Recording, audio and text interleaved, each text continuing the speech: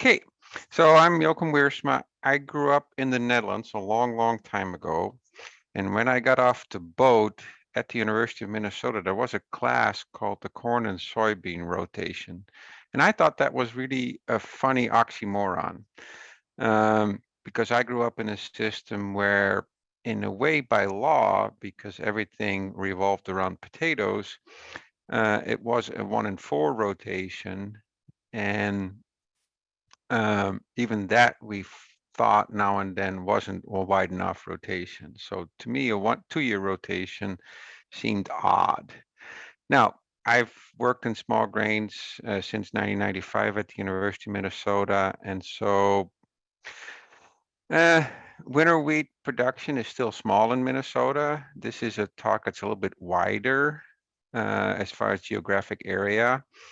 But you have some in other states, there are some people like Sean Connolly in Wisconsin, Laura Lindsay in Ohio State that are better than me for your local conditions. I'll take a little broader perspective on some of these things. And so let's get into it.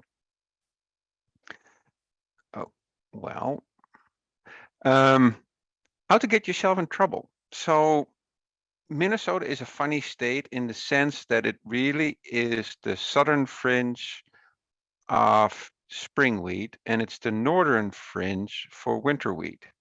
Hell still freezes over here during the winter, and winter kill is a real thing, but we're much, we're really hot during the summer.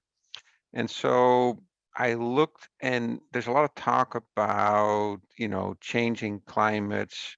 For now, I'll call that climate weirdness, so that none of you right away click away, because it's a very loaded term if you say climate change.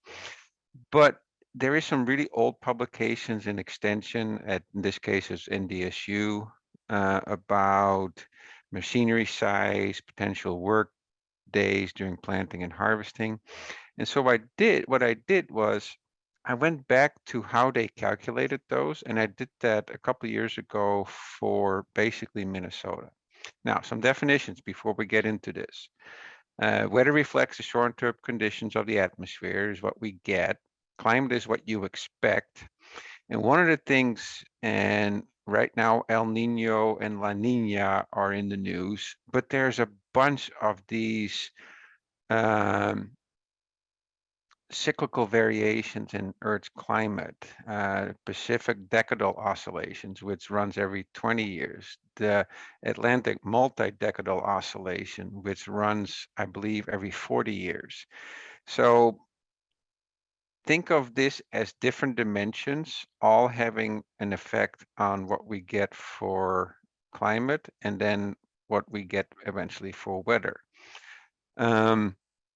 You have to start thinking in 4 or 5 dimensions. I tap out after 3.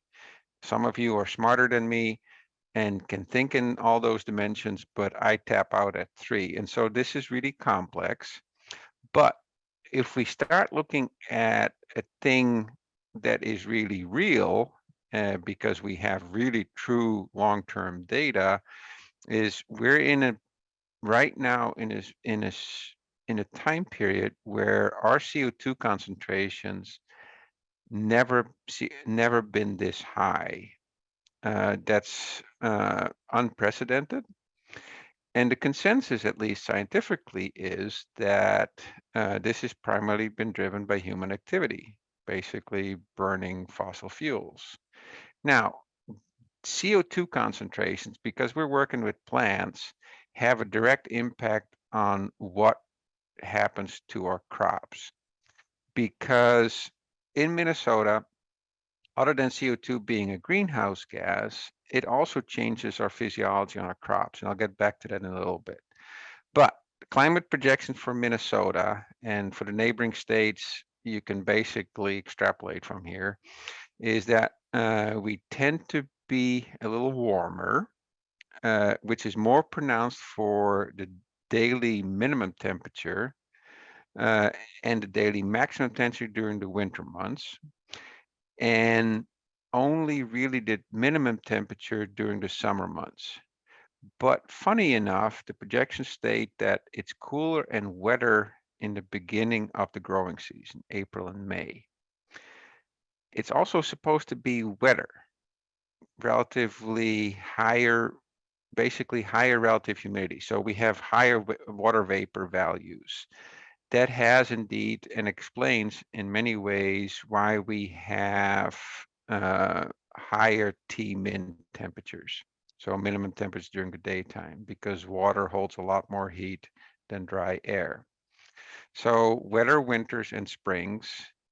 And then during the summer months, the incident and the severity of precipitation singularities, basically really heavy thunderstorms, is likely to increase. The easiest way to think about this, that Minnesota is going to be more like Iowa, Missouri, and eastern Kansas. It's basically everything is sliding a little south and east. Okay, so what does that do for our growing seasons? Well, first of all, the CO2 concentrations really are advantageous for C3 plants. So soybeans, wheat, sugar beets, more so than for C4 species, corn. I won't go into the physiology why that is, but the current CO2 concentrations really are advantageous for wheat. That longer growing season tends to be weighted towards the end of the growing season, supposedly. That's the forecast or the prediction. Unfortunately, those higher dew points and with that, those higher nighttime temperatures are more disadvantageous for the cool season annuals like wheat compared to the warm season annuals like soybeans and corn. And because of those weather singularities, higher risk of flooding and brownouts. So I went back to that John N. State a publication from Days Suitable for Field Work. And what I did is took Minnesota's NAS data, so that's the whole state, and it's not great, but it gives us some idea what's going on. And I did two regressions. First, regressed the cumulative recorded number of field days suitable for field work on the week of the year recorded the intercept, slope, residual, mean square error. Basically, this is me being a data wonk, and regress the slope of each of those years and the residual mean square error from those first analysis over years. And I won't share all the slides in the interest of all the data slides in the interest of time. And this is a bad thing to say, but you have to trust me in the interpretation. I will share the data if you want it. Just email me. That on average, the number of days suitable for field work for the whole season has not really changed over time yet.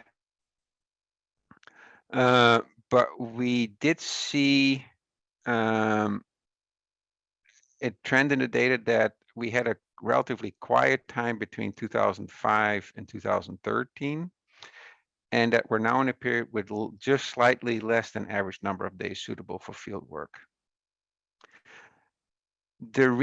What's more interesting, though, is that the residual mean square error trended to go down for the whole season. And what that means, and it takes a little bit of thinking about this, is that what we're seeing is that on average, the periods in which we can complete field work are getting shorter and alternating more frequently. That seemed to be and this is again unexpected, that the residual mean square, it's relatively stable in the spring, but it was more noticeable in the fall. Given the climate projections that whatever intergovernmental panel came up with in the last climate assessment, those two things, those average number of days suitable for field work and the period of the number of days of the number of sequential days that you can be in the field, those two things are a little bit unexpected. Now, this is just one time snap and it's for the whole state. And I wish I could parse it out north versus south and have a little bit higher granularity in the data. I don't, and that's unfortunate.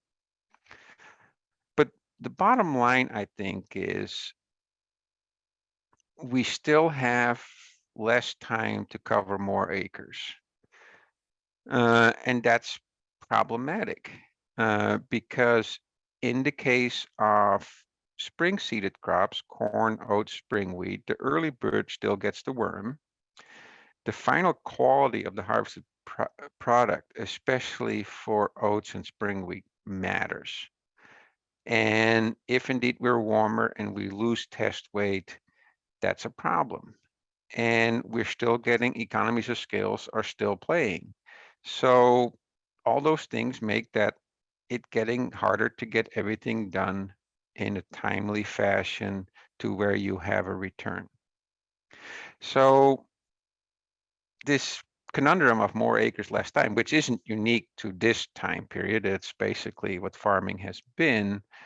You have basically economies of scale, bigger equipment, faster equipment, or economies of scope, which is diversifying. And each of you in your own operation make these decisions every single day. I'm just pointing out the obvious here. So I start looking at, you really want to be in that constant return to scale. In this slide, you don't want to be over mechanized, and you don't want to have too little equipment where you start losing basically production and your cost per unit of product goes up. So what I did was look at the machinery cost. And everybody complains that these combines now are really, really, really expensive, and they are. And so if you look at the machinery cost per acre, you see a beautiful linear increase. But if you do it on per bushel produced, the line is a lot flatter. And basically, that means that we can still justify, and we're still on that flat part of that economies of scale based on this data. And you can do all this for your own operation. I encourage you to do that to see where you're at over time. So why diversify?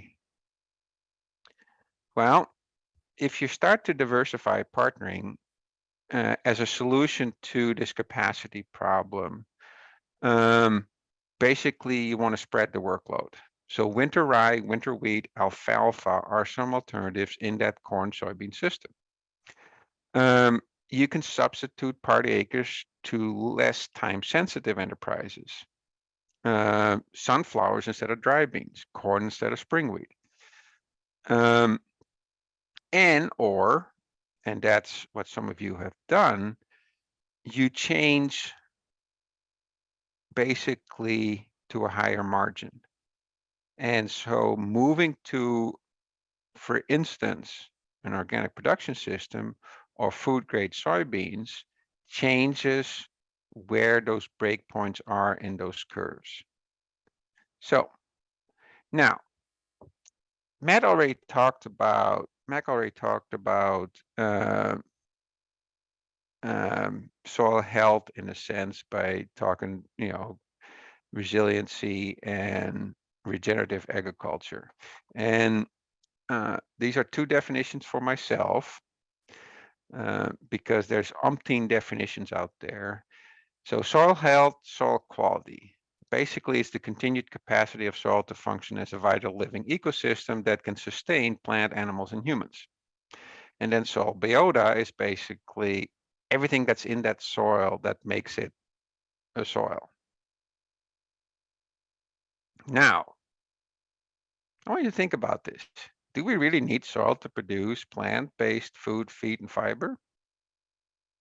Look at all the urban farming and your organic greens that Walmart sells. Some of that is produced actually with LED lights in warehouses. Now, does a healthy soil, by definition, eliminates nitrate leaching, which is a problem in the Mississippi watershed and the Minnesota watershed and a lot of other watersheds in the U.S. Does a healthy soil, per definition, eliminate winter and water erosion? I don't like real estate moving in March, and I see it too often. And the question that is really interesting from a scientific standpoint is how resilient are those different soil communities? There's been some beautiful work done at the University of Wisconsin in the long-term rotational experiments in Arlington and Lancaster, I believe. Yeah. Joe Lauer and Sean Conley, where they looked indeed at, this rotational effect and in those rotations and how those soil communities change. And it's amazing to me, if you read the reports and the publications, how quickly these communities bounce back. So one of the things that you'll hear a lot about is ecosystem services. Now, in that definition, those two bold words often are left out, and I think it's really important that we include them. We talk about each ecosystem services still as a benefit to us. We need the soil, we need the landscape to do certain things for us, not necessarily for the landscape itself. And I think there is some ethical questions. I used to teach a bioethics section when I was teaching Introduction to Plant Breeding. And I'm not going to read the questions, but I'd like you to ponder those two questions at the bottom of the screen, and we can have some, if we have time at the end, talk about that, because it has an influence on policy. Now, to me, as a farm kid, everything that I've talked about so far is about risk management and risk mitigation. And to me, that is what creates resiliency in our cropping systems. So if we look at cover crops, we know how difficult it is to get enough growth in the fall after corn and beans. And it really is, if you just look at it, even if you started them earlier, there's not a lot of vegetative growth. We know that small grains, for instance, really take up their majority of the nitrogen from jointing to heading. Okay, that's not happening in the fall. So the termination of cover crops tends to be too early, because our really greatest risk for leaching of nitrates happens to start in late May, once the soils are starting to be active, this whole ecosystem is, brewing with life, and we get precip. That's when we see the greatest flush of nitrogen out of the system, when corn and beans aren't big enough yet to really take that up. So, and this is a controversial question that I've been given grief over, but in Minnesota, winter, and this is not true as you go further south, but in most of Minnesota, are the winter annuals really a cover crop? Cover crop is really a band-aid on arterial bleeds, because we do have runoff. So this is some work that's 2006 from Lamberton, where even if you start the cover crop on September 15th, the reduction in drainage nitrate loss is even, in December 1st is maybe 10%. And not until the end of May do I only capture 40%. If I go any later establishing that fall array, you see the percentages drop down precipitously, and at max, we get maybe 30% reduction in nitrate runoff. Is that enough? So plan B, instead of thinking of winter rye or winter wheat as just a seed expense to create a cover, let's actually treat it as a crop, because in that period, especially if climate change is real, and we are going to get these wetter Aprils and Mays that are cooler, that's advantageous for small, for the winter cereals. And that Minnesota, which is that transition area between spring cereals and winter cereals, it may be that eventually all of Minnesota and the northern plains, the tri-state area of North Dakota, South Dakota, Minnesota, Wisconsin in a way is already completely winter wheat, all switches to winter wheat because it's about risk management. If we can't establish the spring wheat early enough or the oats early enough, then the likelihood of us being able to harvest a crop that meets the quality specs that the market wants gets smaller. If we go to a winter cereal, we actually have the advantage of having that crop on the landscape when we have the greatest risk of nitrate runoffs. So I do think winter wheat has a higher yield potential.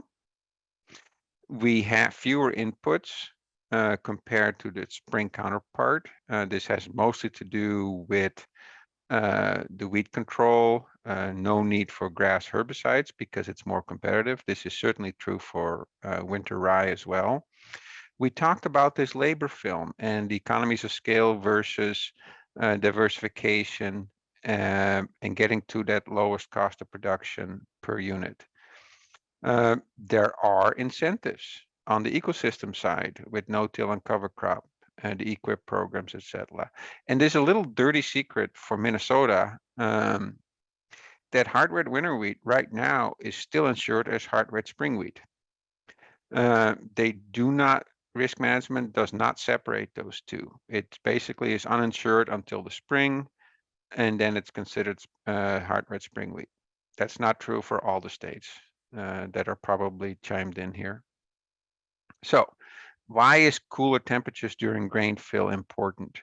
And it's especially the nighttime temperatures. This is some work, Altenbach, this is greenhouse studies, growth chamber studies, where they basically differed the temperatures 24 during the daytime in Celsius. So like today, perfect day for small grains, cooler at night, 17. If you go a little bit lower, it actually gets even better. But see what happens when you go to really hot days, but still cool nights. The grain fill period only shortens up by a few days and your starch per kernel, so basically its kernel weight, goes down a little bit, but not dramatically. Not until you have those really hot days and really hot nights do you run into trouble. Okay, that's when you really see precipitous drops in kernel weight. That generally also is reflected in test weight. Okay. If you look at the protein deposition,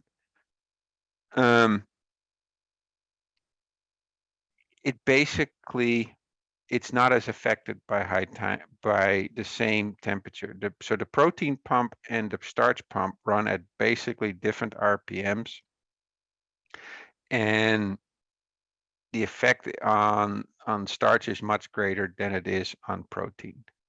So that again stresses how important it is that grain, small grains, winter wheat, winter rye, spring wheat, oats, grow in a period where you have overall cooler conditions. Okay, we can do that with winter wheat because we're taking advantage of that earlier growing season.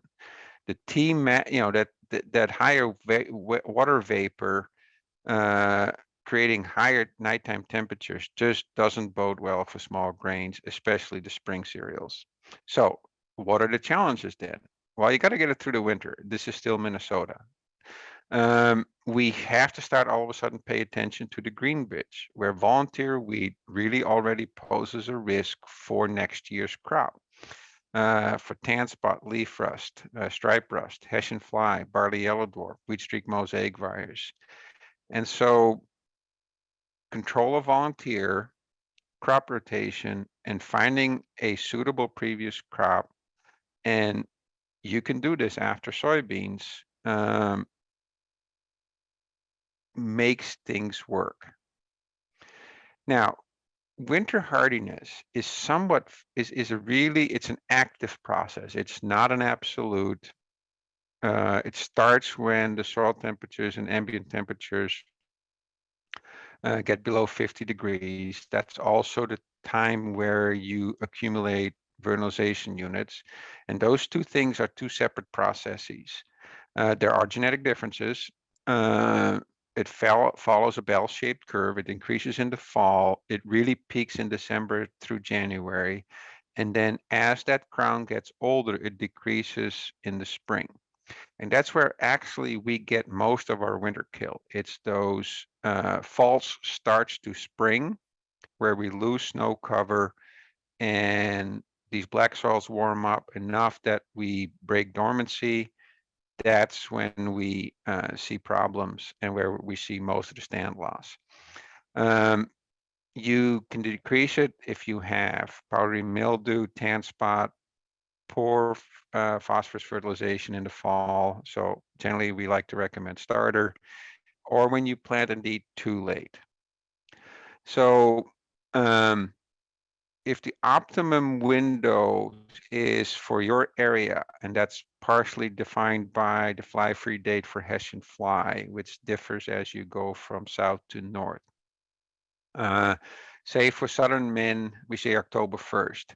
If you would plant September 1st, you actually can decrease winter hardiness.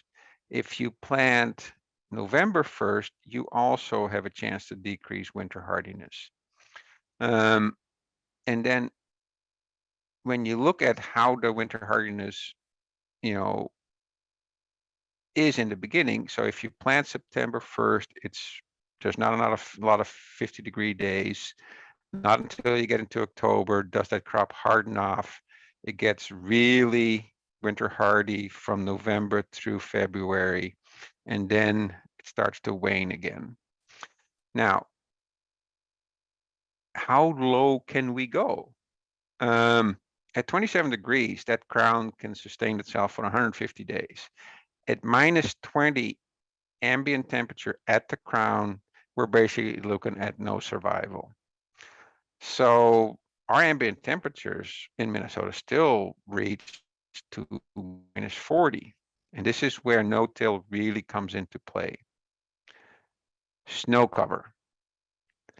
Snow is a great insulator, and 4 inches of snow makes that at an ambient temperature of minus 44, the crown temperature is still at 18.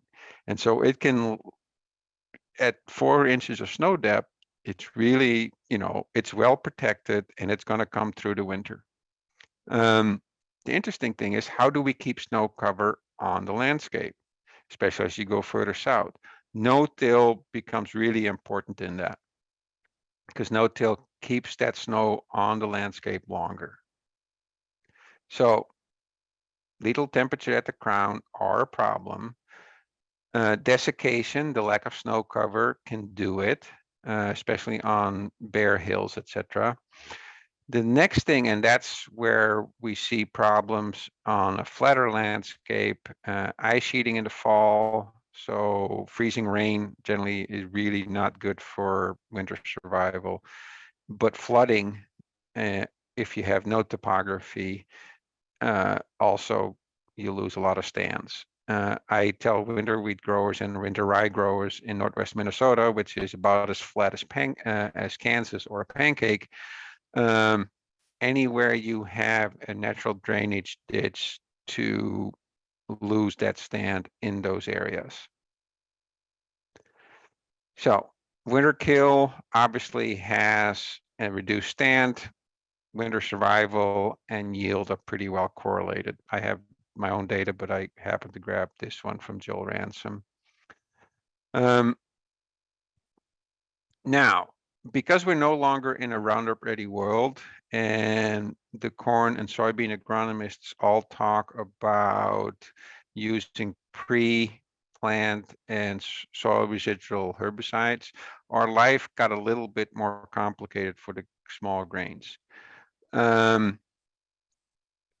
We get some weird carryover that shouldn't happen based on the label, but especially in dry falls, we can see herbicide damage even when the label says we shouldn't. It's happened to me in a couple of cases, in a couple of yield trials. And so it is what it is. It doesn't make life easier that we're starting to use pre-emergent herbicide again, or soil residual herbicides again. Cultural practice for winter wheat, variety selection is still the most important. That optimum window for planting, you really want that wheat to go into the 2 to 3 leaf to go into the winter. That's probably when it's most robust, and you want to respect the Hessian fly date, and you want to control the volunteer so you don't run into tan spot, barley yellow dwarf, and wheat streak mosaic virus infections. No-till into standing stubble, use starter fertilizer. And this is the effect of crop residue.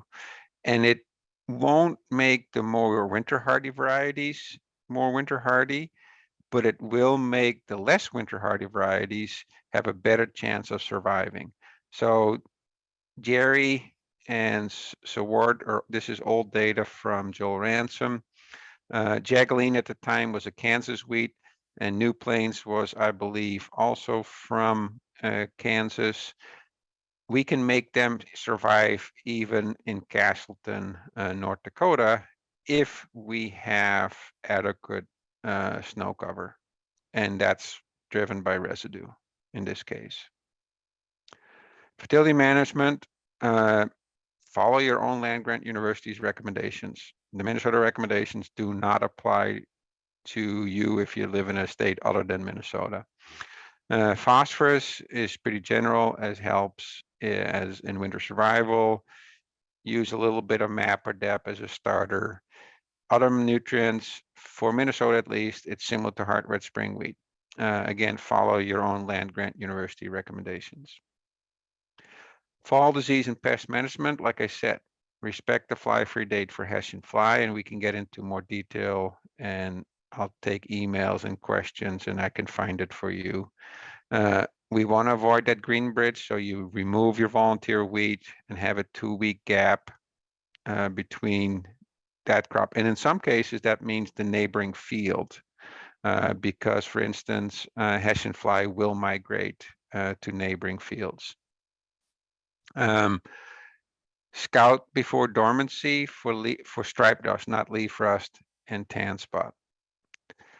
Spring stand evaluation. This is probably the hardest part for you to do, because if the winter wheat failed, you want to go to plan C. Remember, winter wheat was already plan B. You have to get a feel for the uniformity of the stand, and you have to look at the weather forecast and whether or not we have conditions that favor tillering. I would leave stands that are at 15 to 17 plants per square foot. And if you have partial drownouts or losses, replant or partially replant with an hard red springweed in there. Because this is what it always will look like. It's never uniform. It's the knolls, it's weird spots in the field for one reason or another where you see this really patchy appearance. It never is nice uniform 15 to 17 plants per square foot. If you want to see if the crowns survive the winter, you can actually dig them up already in late March. Pick the crowns up, wash them off, put them on moist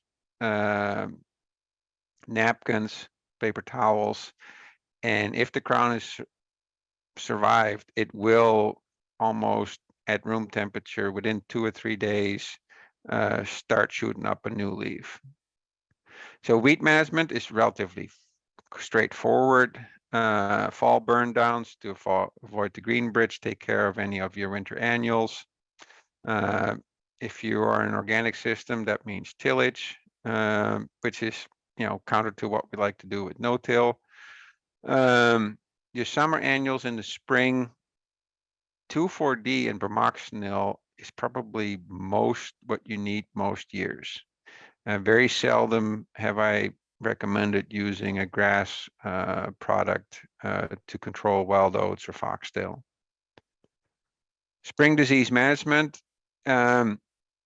Because hard red winter wheat, most of those varieties are really developed for western South Dakota, western part of Nebraska, all of Kansas, the drier portions of the Canadian provinces. They tend to be more susceptible to tan spot and septoria. They tend to be okay for leaf rust. Some are okay for stripe rust.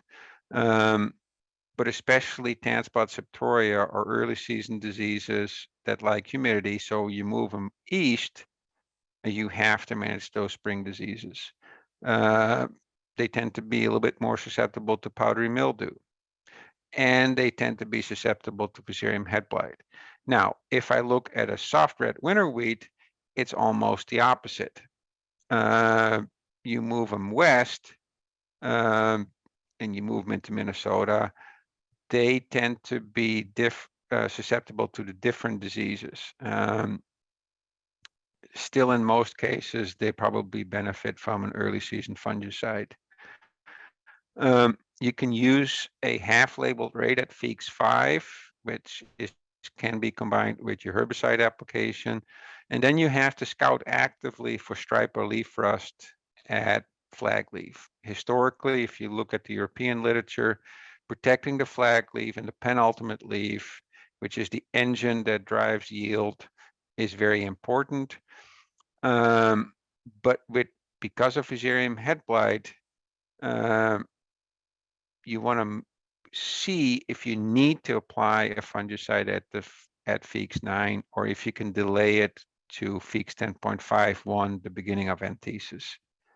And if we need to get more into detail about that, just email me. So fall pest management, talked about it. I can't repeat it enough. Avoid the green bridge. And spring pest management. The interesting thing is, and this is the cover crop people are discovering this, we're starting to see earlier flights through armyworm, and they will find your winter wheat and your rye because that's the only thing that's green. And so you probably are at a higher risk for especially true armyworm early in the season. So variety results very quickly. This is the 3 years in Minnesota of 1 year and 3 year data. So to me right now, winter from South Dakota is a very nice all around heart red spring wheat. I have a soft white winter wheat in here from Michigan called Jupiter, and see how in the center and in St. Paul, it does very, very well. In Becker under irrigation, it does very well. By the time I get it to Crookston, it's not quite winter hardy enough. But so we can place varieties in parts of the state and they can do well. South Dakota probably has the most active program with material that fits in Minnesota. Syngenta's Wolverine is another nice all-around wheat, as is Keldon in Minnesota. The Flathead, Bobcat 406, and Bobcat are all Montana material. They tend to not do as well in Minnesota, as the Canadian varieties for a while did very well in Minnesota. Right now, their crop of varieties tend to fall behind South Dakota's material. I currently have only one Nebraska line in here with Ruth. But you can look at the yields, average yield in St. Paul have been around 100 bushels on campus. Le Center have been in the 90s. Crookston, it really depends on how they come through the winter, whether or not I'm going to be at 100 bushel or at 50 bushels. And so there I see much more variability in yields compared to the southern part of the state. So if you look at the variety trials bulletin, there is abbreviations. HRWW, SRWW, HWWW, SWW, and so those are all the different classes. And the classes basically are analogous or synonymous, I should say, to end-use characteristics. So, and intrinsic qualities. So red wheats tend to have better pre-harvest sprout tolerance than white wheats. Ergo, if I grow a white wheat, I be prepared to harvest it at 18% and dry it in the bin. You do not want to risk multiple rain showers in it, especially if you have to swat, because you will end up with sprout damage, which will kill your Hardberg falling numbers test, and it will be rejected. So the end use quality of the soft wheats is geared towards crackers and cookies with much weaker gluten. The end use quality of a hard wheat, of a hard red wheat or a hard white wheat, is geared towards yeast leavened products with much stronger gluten. And not necessarily always higher protein, it's just different quality of that protein. Now, historically, the soft reds have been east of the Mississippi and the hard reds have been west of the Mississippi. When I look at, say, Michigan's program and North Dakota's program, the hard red winters tend to have better winter hardiness at the same latitude as their soft red winter wheat counterparts. But the soft red winter wheats tend to have better agronomics, so shorter, better lodging resistant, better disease resistances than their hard winter wheat counterparts. And the soft red winter wheats generally have a higher yield potential if they have an adequate stand through the winter and actually get a little bit more precip when they're moving west of the Mississippi. The soft, shorter plants that the hard red winter wheats tend to be taller in part because they're developed for more dryland conditions. So the western part of Nebraska, the western part of South Dakota, the western part of North Dakota. And that means that they've selected inherently for taller phenotypes, because think of it as whatever you see above ground is also what is below ground. So shorter plants tend to have shallower root systems, and that's when they start to falter under dry conditions. So I think winter wheat is a viable alternative across the upper Midwest. There are economic incentives. I think you always want to try to do no-till because snow cover is essential, and you need vigilance to avoid problems.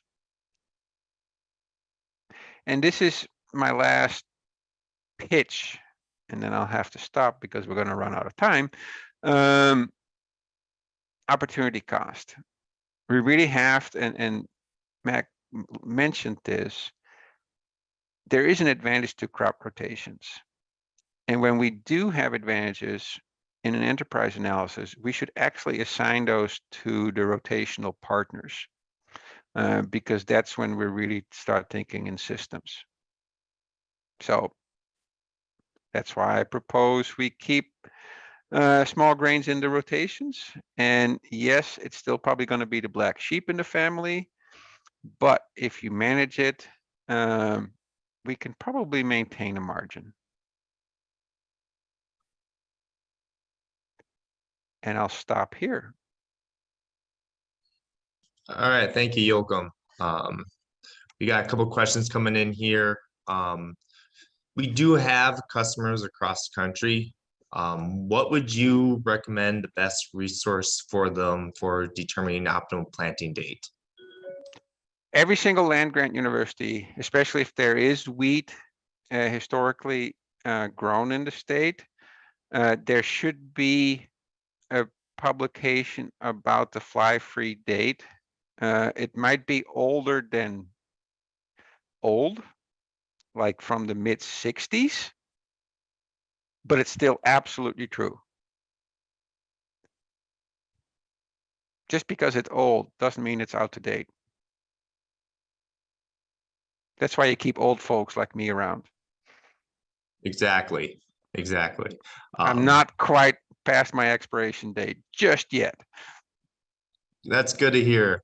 Another one, do you know any producers or who are choosing like earlier maturing soybean varieties so they can plant their winter wheat earlier? And if so, is it worth it? I think it's worth it. And this is the same true if we start talking later today about hybrid rye. Half a maturity group, and this is again about risk management. Half a maturity group often doesn't mean a massive yield loss, but it gains you probably 4 or 5 days in harvest flexibility, and that is just large enough window where you can then seed your winter cereals. If you push that maturity group on a good fall, there's no problem. On a wetter fall, talking about days of being able to do field work, that's when you get into trouble. And so it's a risk management strategy of going to a slightly earlier group. And half a maturity group doesn't cost you oodles and oodles in bushels, but you gain that 4 or 5 days is a huge difference.